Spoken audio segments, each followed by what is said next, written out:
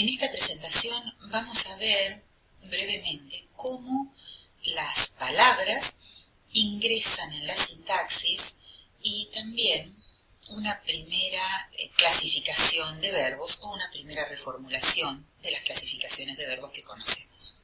Primero vamos a recapitular un poquito lo que hemos estado hablando hasta ahora. Hemos dicho que la gramática es un mecanismo que permite relacionar sonidos con significados o a la inversa. Y que ese mecanismo básicamente es un mecanismo combinatorio, es decir, une, fusiona o combina elementos mínimos y en un número finito, que son las palabras, para obtener infinitas posibles combinaciones, que son las oraciones. Este mecanismo tiene un diseño general que puede esquematizarse, como ya lo vimos, de esta manera. Es decir, tenemos primero, como todo parte de un léxico, el léxico que es un almacén de palabras organizadas en clases, en categorías, una especie de diccionario mental. Y luego tenemos la sintaxis, que es el mecanismo propiamente dicho, es lo que tradicionalmente conocemos por gramática, solamente la sintaxis, este mecanismo combinatorio, donde las palabras se van uniendo entre sí para formar unidades mayores. Y finalmente tenemos dos componentes, a los que llamamos componentes interpretativos, que operan de un modo un poquito diferente uno y otro. El componente fonológico es el que va a ponerle sonido, va a dotar de una realidad física concreta al elemento, a la unidad de salida de la sintaxis, que es la oración. Es decir, en los estadios previos estamos en un nivel abstracto, en un nivel mental, no estamos todavía en la realidad física. El componente fonológico va a interpretar mediante sonidos ese output de la sintaxis. Por eso se dice también que el componente fonológico es un componente de exteriorización. Vuelve exterior algo que hasta ese momento era interno. Y por otro lado, el componente lógico también es interpretativo, pero de un modo distinto que el fonológico. El componente lógico se ocupa básicamente de las relaciones, o se ocupa, entre otras cosas, de las relaciones que se establecen entre ciertos ítems léxicos, ciertas palabras, que son interpretadas fonológicamente, es decir, se pronuncian en un determinado lugar en la oración, pero en realidad se interpretan lógicamente, o si se quiere, semánticamente, su significado se interpreta en otro lugar. Por ejemplo, cuando tenemos la oración, ¿qué querés comer?, el qué, que está al inicio de la oración, representa en realidad el objeto de comer, es decir, estoy preguntando por aquello que alguien quiere comer. El lugar donde podemos interpretar la expresión qué es el lugar de objeto de comer. Por lo tanto, esa oración que ven allí, que tiene una H después de comer, esa H en términos técnicos significa huella, y esa huella está coindexada con el qué, eso quiere decir que en realidad qué se originó en el lugar donde está la huella. Bien, esto simplemente a modo de ejemplo para que veamos de qué manera cada uno de estos componentes son interpretativos. Bien, ahora, entre el léxico y la sintaxis, y en realidad en todos los lugares donde hay flechas, tenemos espacios de conexión, lugares donde se conectan los niveles uno con otro. A esos espacios se los llama interfaces.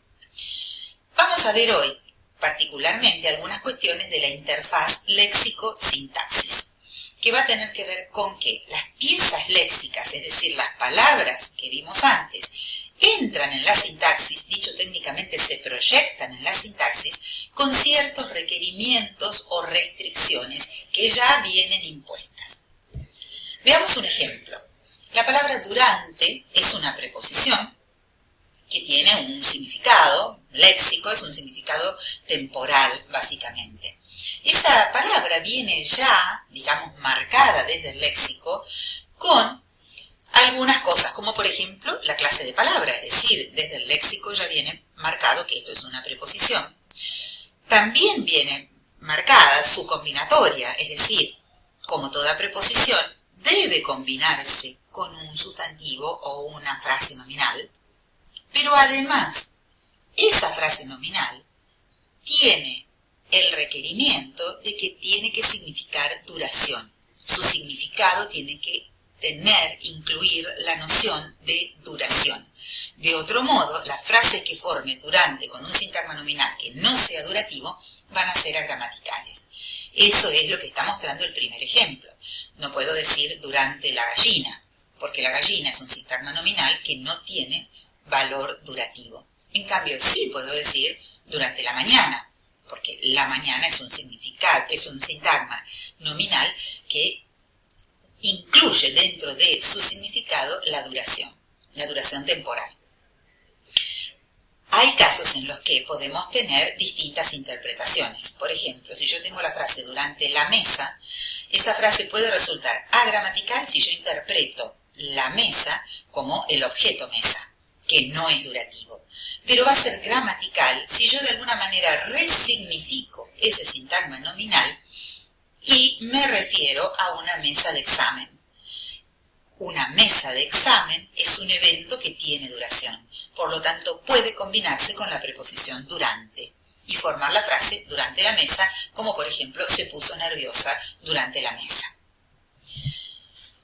Otras palabras que tienen requerimientos muy importantes para la sintaxis son los verbos. Por ejemplo, el verbo odiar ingresa en la sintaxis con el requerimiento, que forma parte, digamos, de su significado, de que debe combinarse con un sustantivo o un sintagma nominal. Así tenemos el ejemplo, Ana odia la playa. Odiar es odiar algo, por lo tanto debo poner algo allí después del verbo, que es lo odiado. La frase Ana odia, sin ese sintagma nominal, es agramatical. Cuando decimos en este contexto que determinadas frases, determinadas oraciones son agramaticales, nos referimos a su interpretación no marcada, su interpretación literal, su interpretación básica. Porque por supuesto que podemos tener interpretaciones metafóricas o desviadas en las que yo podría decir Ana odia en determinado contexto y podría otorgarle sentido. Pero pensemos que básicamente no diríamos nunca qué es lo que hace Ana. Ana odia. Ana es odiadora. No lo diríamos. En cambio, el verbo sonreír no necesita ningún sintagma nominal o sustantivo que lo complete para poder formar oraciones bien formadas. Por ejemplo, Francisco sonrió. Es una oración bien formada y no admite ese sintagma nominal que complete al verbo. Francisco sonrió la valija o Francisco sonrió una cosa es una oración mal formada. La oración siguiente, con el verbo poner, requiere algo más de información. El verbo poner implica básicamente que alguien pone algo en algún lado, es decir, un locativo. Por eso una oración bien formada con el verbo poner es la que está allí. Lucas puso el caramelo sobre la mesa, donde se realiza cada uno de esos requerimientos del verbo. Si yo no realizo alguno de esos requerimientos, no los expreso, Lucas puso sobre la mesa no es una oración bien formada, lo mismo que Lucas puso el caramelo. Claro que puedo manipular de alguna manera estas informaciones y siempre tengo el contexto. Por ejemplo, puede ser Lucas puso el caramelo, yo ya estoy viendo en el contexto, o lo he mencionado antes, si se tratara del contexto, algún lugar, algún locativo, y entonces esa oración sería correcta. Si yo suprimo todos los requerimientos de poner, como por ejemplo en Adriana ya puso, lo que obtengo es un significado metafórico, algo como lo que hablábamos antes. En general, cuando decimos así, nos referimos a dinero. Es como decir, ya colaboró. Estos significados desviados, metafóricos, digamos, son un mecanismo muy productivo en el lenguaje y ya lo vamos a ver más adelante. Entonces, veamos. Los verbos imponen las restricciones más relevantes para la sintaxis, decíamos. Y esto se deriva de que el verbo es la palabra eje de la oración, porque es el que predica, el que dice que va a suceder algo, el que dice qué es lo que está pasando, y además determina cuántos y cuáles son los que van a participar en esa acción o en ese estado, en aquello que está expresando el verbo, que es lo que llamamos la predicación. Por eso, desde esta perspectiva, se vuelven muy relevantes las clasificaciones de verbos. Vamos a revisar ahora una de las clasificaciones más tradicionales, que seguramente todos conocemos, que es la de los verbos transitivos, intransitivos y ditransitivos. Básicamente, esta clasificación se relaciona con el número de argumentos de los verbos, es decir, con la cantidad de roles que van a participar de esa acción. También la conocemos como una clasificación de transitividad. Un verbo transitivo es aquel que puede tener un objeto directo, con lo cual en realidad implícitamente estamos diciendo tiene sujeto y objeto, por lo tanto tiene dos argumentos. Y los verbos intransitivos tienen solamente sujeto, es decir, tiene un argumento. Bien, entonces, de acuerdo con el número de argumentos exclusivamente, nosotros tenemos tres clases de verbos en español. Los verbos intransitivos, que tienen un solo argumento, dentro de los cuales encontramos, por ejemplo, sonreír, llegar, correr, morir. Los verbos transitivos, que son los que pueden tener objeto, tienen dos argumentos, golpear, besar, amar, matar. Y los verbos ditransitivos, que tienen tres argumentos, que son aquellos como el que vimos poner recién, o dar, o también típicamente los verbos de comunicación.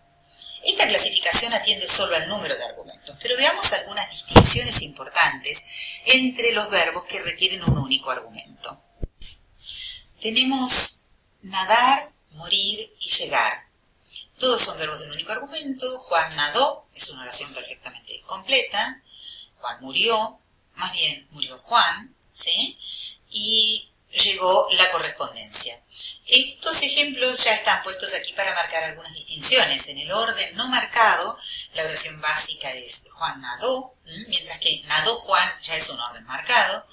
La inversa ocurre con el verbo morir. Juan murió representa un orden marcado contra murió Juan. En realidad respondería a la pregunta ¿qué pasó? ¿No? Murió Juan. En cambio, nadar podría responder a la pregunta ¿qué hace Juan o qué hizo Juan? Juan nadó. Con llegó la correspondencia aparece algo parecido a lo que ocurre con morir. ¿Qué pasó? Bueno, llegó la correspondencia. En cambio, si decimos la correspondencia llegó, estamos quizás oponiéndolo a otra cuestión o focalizando el hecho de que fue la correspondencia y no otra cosa a lo que llegó. Estas distinciones se reflejan en distintos comportamientos sintácticos. Como íbamos diciendo, el sujeto, en el primer caso, como nadar, es un sujeto agente, un sujeto que realiza la acción, que tiene voluntad, que es compatible con cláusulas de finalidad, como por ejemplo para algo, mientras que en los otros casos el sujeto es un sujeto no agente. Tenemos la comparación entre el perro ladró toda la noche o anoche murió el perro.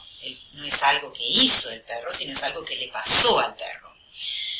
Los sujetos ocupan distintas posiciones en los órdenes no marcados. En un caso el sujeto va antepuesto, como Juan sonríe, y en otros casos el orden no marcado es con el sujeto pospuesto, como por ejemplo cayó el telón, y no el telón cayó. Y además, los participios de estos verbos también se comportan diferente. En el caso de los verbos con sujeto no agente, pueden aparecer como modificadores en sustantivo. Por lo tanto, yo puedo decir perro muerto, ¿verdad? Pero en los otros no puedo usarlo como modificador. No puedo decir perro ladrado o niño sonreído. Bueno, como vemos, estas distinciones nos marcan que en realidad los verbos intransitivos cubren dos clases distintas. A la clase en que el único argumento de ese verbo es el agente, la vamos a llamar la clase de los verbos inergativos. Aquellos verbos cuyo único argumento es un no agente, sino el que sufre la acción, vamos a decir que son verbos inacusativos. Y sí, continuamos manteniendo la clase de los transitivos y los ditransitivos. Como vemos, miren un poquito los ejemplos, esta nueva clasificación no solamente tiene en cuenta el número de argumentos, sino también el tipo de argumentos. ¿Qué función, qué rol está cumpliendo ese argumento en la acción o la predicación del verbo?